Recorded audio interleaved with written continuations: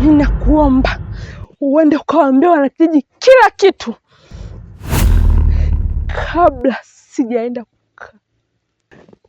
katikati ya vyanzo vya maji, na nikatema sumu yangu kali inayotoka ndani ya moyo wangu inahusu mapenzi juu yako, nikaangamiza kijiji kizima.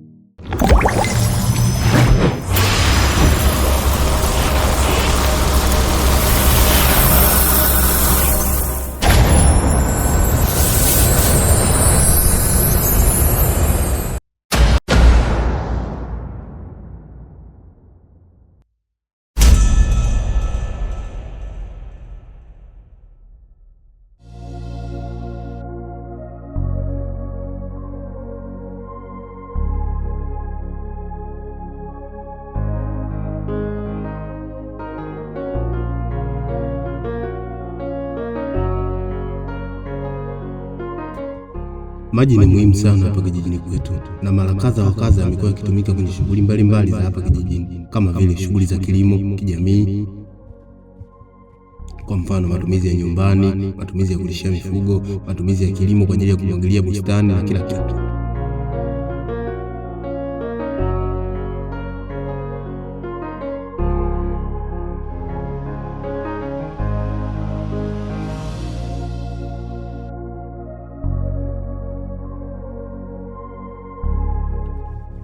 Licha ya matumizi yote haya, lakini kuna tumizi kuu ambalo linatumika sana sana maji kwenye mwili wa binadamu, ambalo ni lazima mwanadamu awe hai na itengeneze hayo matumizi ambayo niliyataja hapo awali.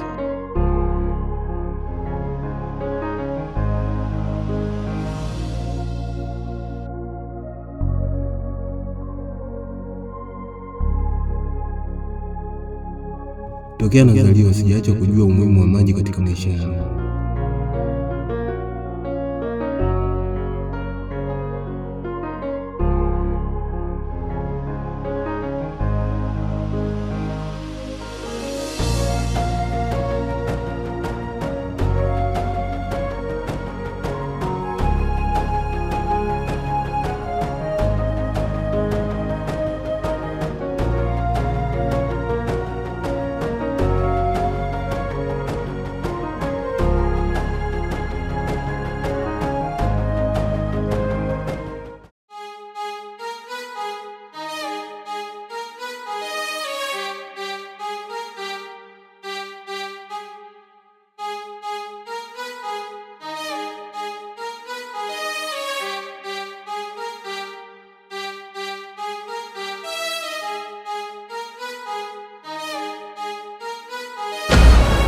Shusha ndoo.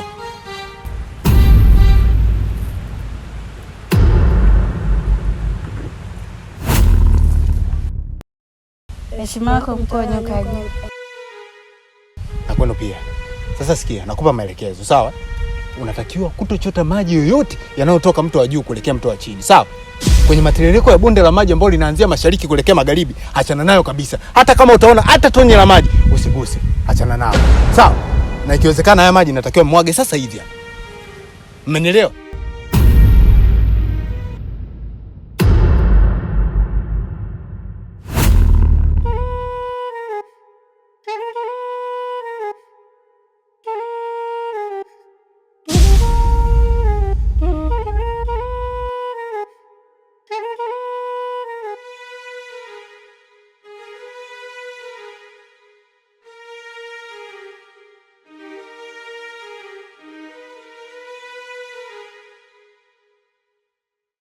Na kwenu pia. Nimekuja hapa kwa jambo moja. Nimekuja kukustopisha swala la kwenda kumtafuta Mishi kwa kupuliza filimbi ili kupozesha kabisa na kuchukua sumu kupitia mke wa watu. Niomba uache mara moja kwa sababu ni hatari. Siamini kama wewe una kibali kutoka serikalini. sahihi kusema hivyo, lakini yule mama alikuja kuniomba kwamba ana shida kubwa sana, mwanae amezulika kiasi kikubwa. Hivyo basi nilimwambia aende akatoe taarifa serikalini. Nikaona sio vyema, mwanae amepata tatizo, mimi nimsaidie. Honereza none numugone kwisikia shibi sana. Jamii yanzo kanchane na mwambirije. Wahonaga sio kiki kwa ajili ya manufaa gani? Kwa ajili ya manufaa gabo se. Unaona? Kwa hiyo nikaamua kufanya hivyo. Basi ningeomba usitopishe swala hilo mara moja. Sawa.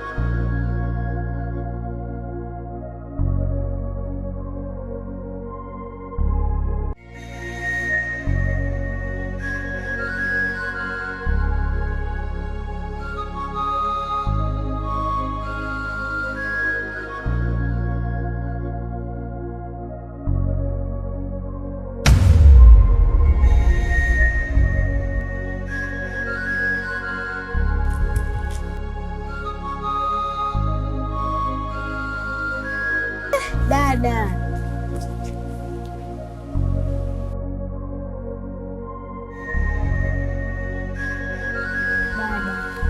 Bora nilipoamua kurudi. Umeona maisha yanayopitia huko. Umeondoka sasa hivi niko katika wakati mgumu kabisa. Sina mtu wa kunitetea. Nimegongwa na nyoka mwenye sumu kali na sijui nitapona lini. Hali yangu inazofika kama hivi. Sina amani ya maisha. Mimi siko mbali. Niko kijini hapa. Dada, usiondoke.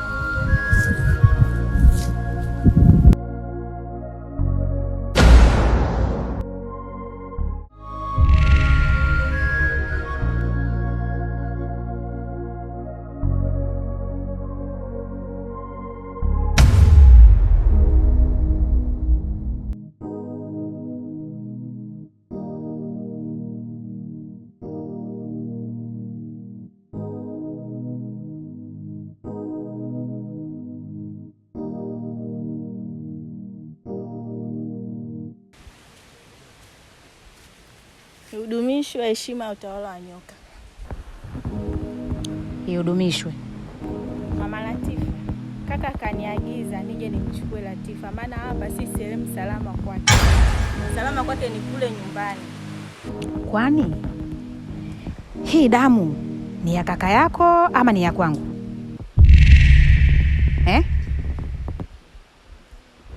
Unajua nashangaa kuniambia kwamba hapa sio sehemu salama kwa Latifa. Hikiwa Latifa huyo mimi ndo mama yake mzazi na ndo niliyomzaa.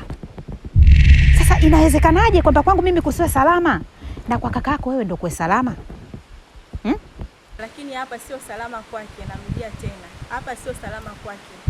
Anatafutwa sana Latifa. Kwa kule ni eneo salama kwake. Na kuomba sana mama Latifa. Halafu huyu kaka yako huyu, hii ndoa ya kusukumua binti yangu Mariam nishaimba muda mrefu, lakini mwisho wa siku akaamua kukaa kimya na matokeo yake mpaka akaenda mjini. Leo hii yanakuja kumkuta haya mwanangu. Unadhani mimi nitaelewaje? Kaeni utambue wewe na kaka yako, na ujue kabisa kwamba mimi kakako ninamwangalia na jicho la pili. Huenda anahusika 100% kwenye hili. Sasa basi nitamrudisha Latifa, lakini sio sasa, labda kwa wakati mwingine.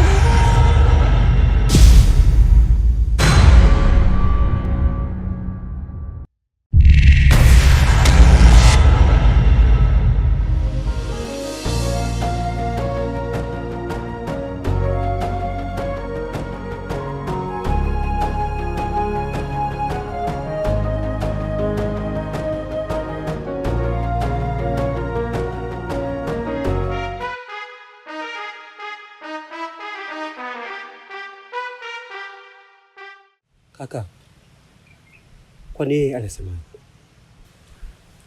Yeye anachodai kitu kimoja. Anataka niwape taarifa wanakijiji wote kwamba yeye ni mke wangu halali. Na kama unavyojua sheria hapa kijijini, lazima niende nikatoe mahali kwa kisha nimuoe haraka iwezekanavyo.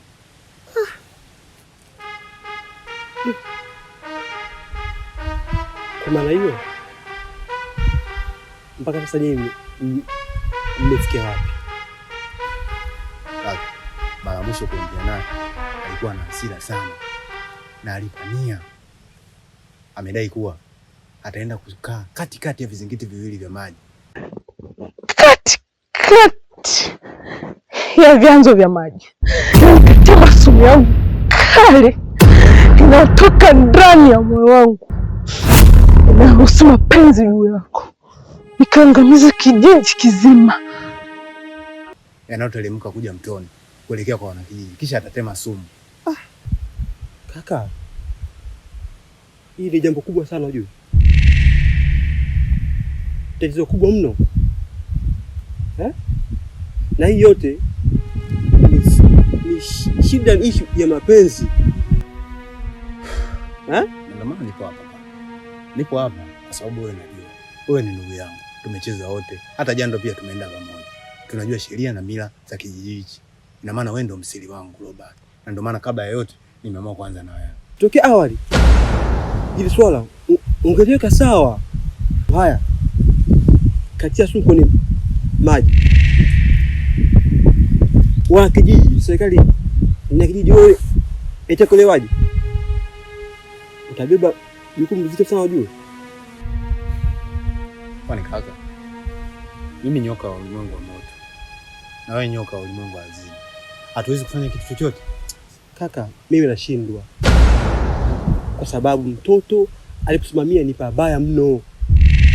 Na mimi pia nikishiriki tubeba jukumu wote. Mimi sitaki serikali ya kijiji ijue jambo hili. Nataka tumalize huku kwa sababu mimi najua mambo yatakuwa makubwa zaidi. Naelewa. Na mimi pia ni ndugu yangu siku nyingi sana. Nashindwa pa kuanzia hapo ni wapi mtoto ukashika sehemu mbaya. Mimi sina kipya zaidi tu ya labda tu nikwambie nenda kwa serikali ya kijiji. Wape hizo taarifa. Wao ndio wataamua wanafanya. Sawa. Mimi nimekuelewa. Nitapambana kadri ya uwezo wangu. Nitapoishia nitakuachia malizia. Jaribu panapowezekana tutamaliza. Ikishindikana basi. Sawa?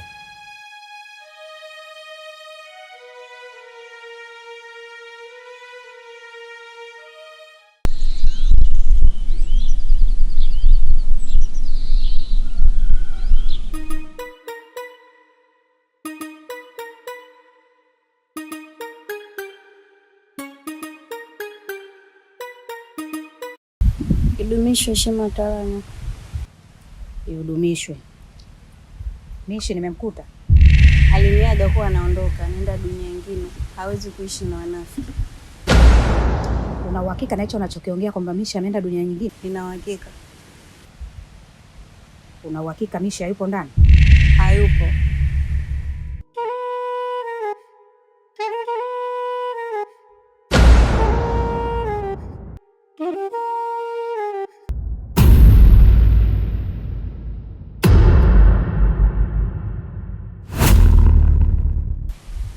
Sheria hiki kijiji, huwezi kuingia ndani kwa mtu bila ruhusa ya mwenyewe. Uone kama unavunja sheria hiki kijiji.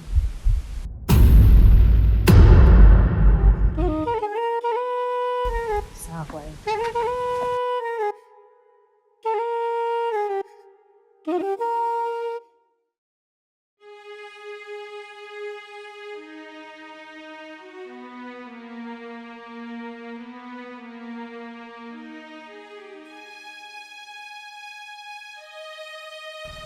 Nenda kamtafute Mishi. Naomba umwambie akae kwa akili yake, sio na ushirikisha moyo wake. Na hisi unanielewa. Sawa.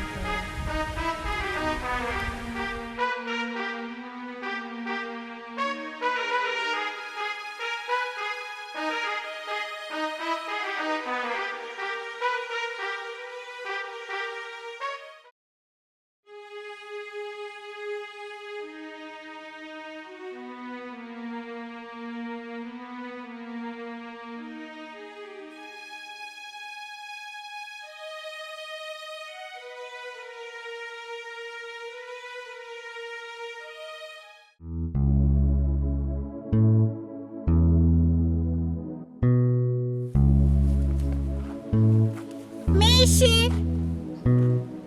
Mishi! Mishi! Mishi! Mishi!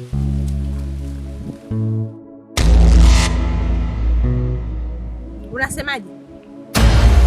Kwa kumbe muda wote nakuita huko hapa kweli? Nimekuuliza unasemaje? Mama Tifa alikuja kukuulizia. Na na hakika anakuja kukuulizia kwa sababu anaelewa kila kitu kuhusu wewe na anajua kama ndio ulohusika kumgonga Tifa. Si nilishamwambia, yoyote atakaye kuja nyumbani mwambie sipo kwenye dunia. Kitu gani kilichokufanya mwambie kama mimi nipo? Hivi wewe unajielewa? Sasa sikia, dada kanaagiza nikwambie, uache kusikiliza wewe moyo wako na hisia zako, tumia akili zako kichwani. Tatizo lako wewe unafuata hisia zako, unashindwa kutumia akili zako kichwani. Unatusababishia matatizo familia nzima, tunaonekana hawaji kwa kosa lako moja. Na vipi serikali ikijua? Sisi wote tutafungwa jela. Kwa tatizo lako moja, mimi nachukia ujue. Nimeshasema sitaki mnifuatilie. Halafu kiendelea kunifuatilia. Kuanzia ukoo wa Mama Tifa mpaka ukoo wako. Tunaona mbaya.